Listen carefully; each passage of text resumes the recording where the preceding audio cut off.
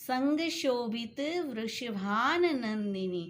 શ્રી ઠાકોરજીની સાથે વૃષભાન નંદિની એટલે રાધાજી શોભી રહ્યા છે. હવે કેવું છે વૃષભાન નંદિજીનું સ્વરૂપ? સારંગ નયન, આપના નેત્ર સારંગ એટલે કે ખંજન પક્ષી જેવા ચંચલ છે. બેન બર સારંગ, આપની વાણી કેવી છે? સારંગ એટલે કે કોયલ જેવી આપની વાણી છે. સારંગ વદન, આપનું મુખ કેવું છે? કમલ સમાન છે. પિત પટ ડોરી, પીત વસ્ત્ર આપે ધર્યા છે. સારંગ અધર, બિંબાફલ સમાન આપના અધર છે.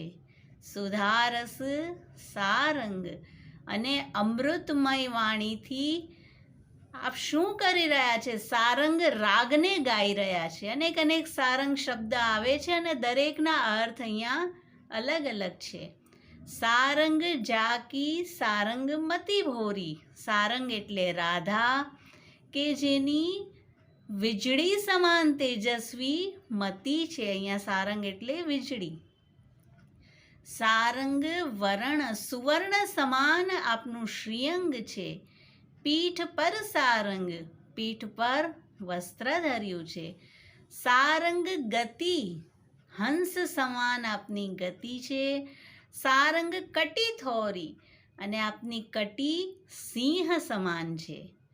સારંગ પુલિન, સારંગ એટલે સરોવર એટલે કે ચંદ્ર સરોવર, અને પુલિન ચંદ્ર સરોવરના તટ પર યુગલ સ્વરૂપ વિહાર કરી રહ્યા છે. રજની રુચિ સારંગ, રાત્રિ પણ રુચિકર છે કારણ કે સારંગ એટલે કે ચંદ્ર પણ પ્રકાશમાન થઈ રહ્યો છે.